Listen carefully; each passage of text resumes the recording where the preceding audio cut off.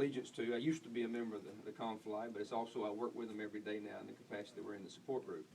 And some of those terms probably don't mean a whole lot to you, but I can tell you what you are entering today, and that's to become a member of the United States Air Force.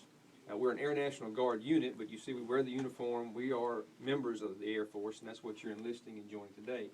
And you're joining this wing, which is 900 people strong. We have all kinds of jobs that support those airplanes. And this whole entity here does one thing, and that's to fly those airplanes. Every one of us have a job that helps support that, and that's what you're joining now, the communications aspect. And this entire operation, like anywhere in the civilian world, runs on communications.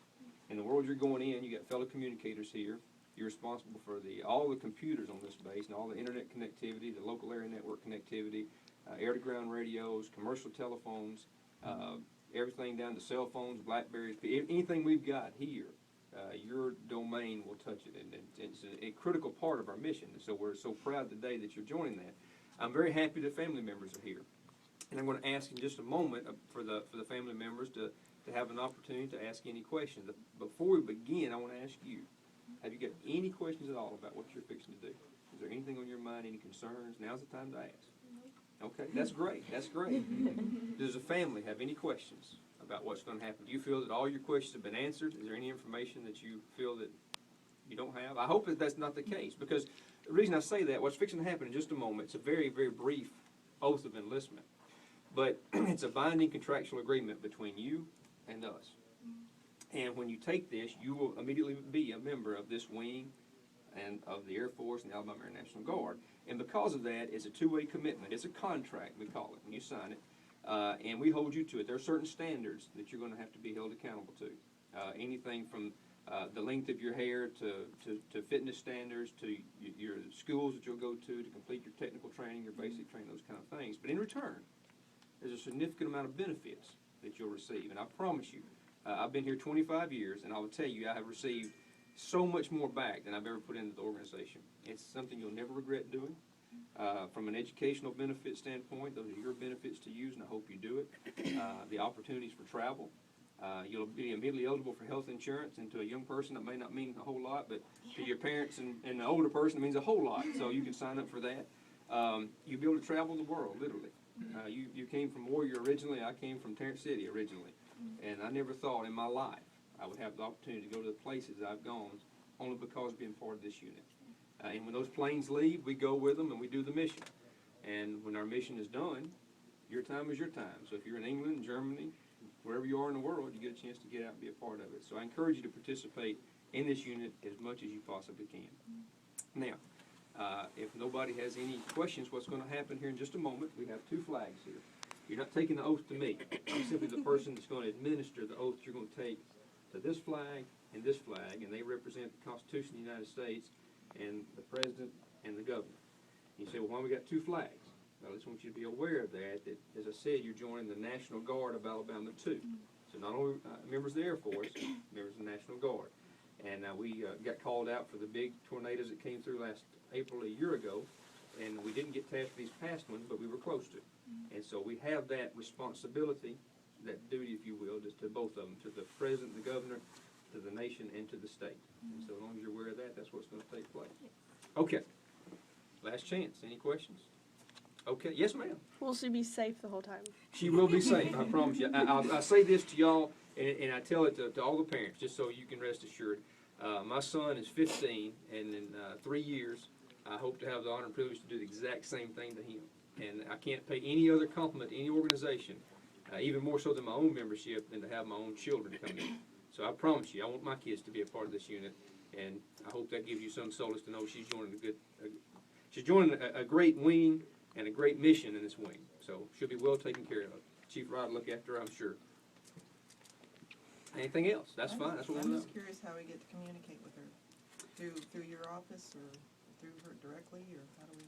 When she goes to basic training, or Just anytime.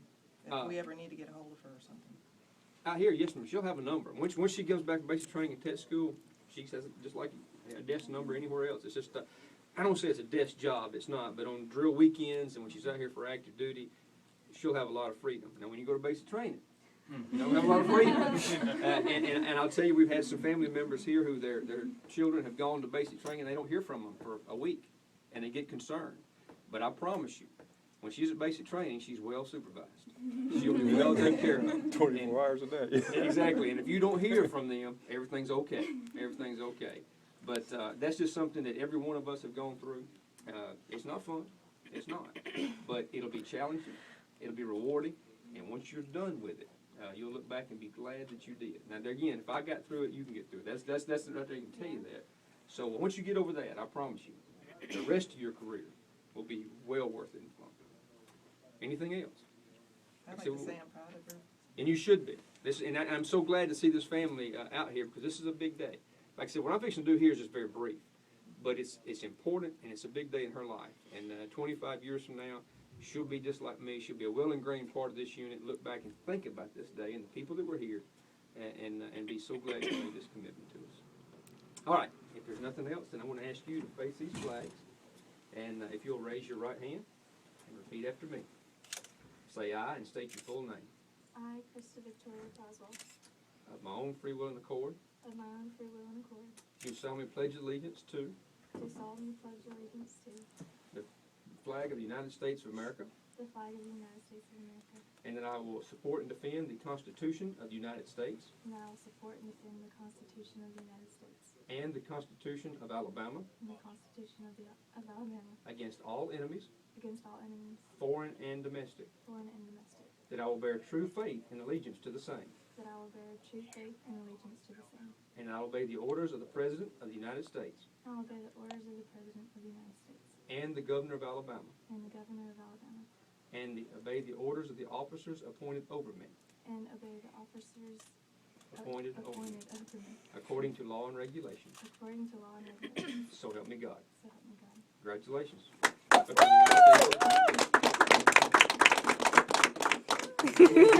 it. And I told you, it's brief, it's over, and she is now a member. I assume you're an Airman Basic? Airman First Class, congratulations, you're an E3. Outstanding, you've already got rank. So you're a member right now.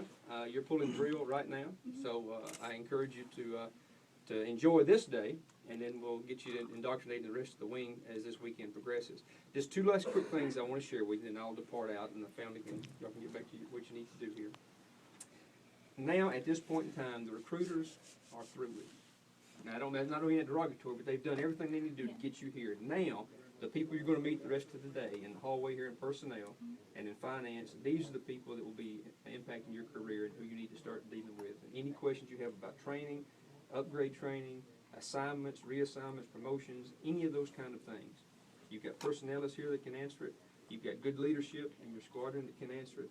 So that's what I'm talking about now, that you can always look back at your recruiters and be thankful they got you this far, but these people now will be ones who will take care of you. And the last thing that I have to do here, and is part of what you've joined now. You have joined the 117th, and I use ED because you're in now. And you've joined the military, and you're a member of the Air Force. And you're going to find out as you progress through your Air Force career that there is a lot of traditions that come with the military. We've been in this country since the 1600s. The militia and the military has. The Air Force has only been here since 47, but we've been here for hundreds of years. And because of that, there's a lot of traditions that come with it. And so what I'm fixing to bestow upon you is your first entrance into that tradition. And I'm going to present you with your unit coin. Now, that may mean something trivial to you right now, but you'll find out as you progress in your military career how important this is. The coin is twofold. It was a token that has started that will show your unit allegiance. You carry this with you everywhere you go. And the reason is that every time that you have it in your purse, in your pocket, wherever you've got your unit coin. It reminds you that you're part of something bigger than yourself, that you are a member of the Air Force, and wherever you go, you're a member of the Air Force. You should conduct yourself as such, but also know that you've got 900 people who are right there with you as part of that team, part of this organization. Now, also, the tradition that comes with it is wherever you go, and you run into somebody who's a fellow military member, and they bring their coin out and do a coin challenge. If you have yours, they buy. If you don't, you do. Keep your coin with you at all times for that very reason. I don't leave home without it. So I want to place this in your hands as your first introduction to the military, our traditions, and your wing. Congratulations and welcome. Put that in your pocket. Okay. All right, I'm done. Any last questions? Thank y'all so much for being here. It's a great day for her. It's a great day for your family. You should be proud of your airmen here in the 117. Thank y'all very much. Thank you. Yes, sir. I got to sign some documents.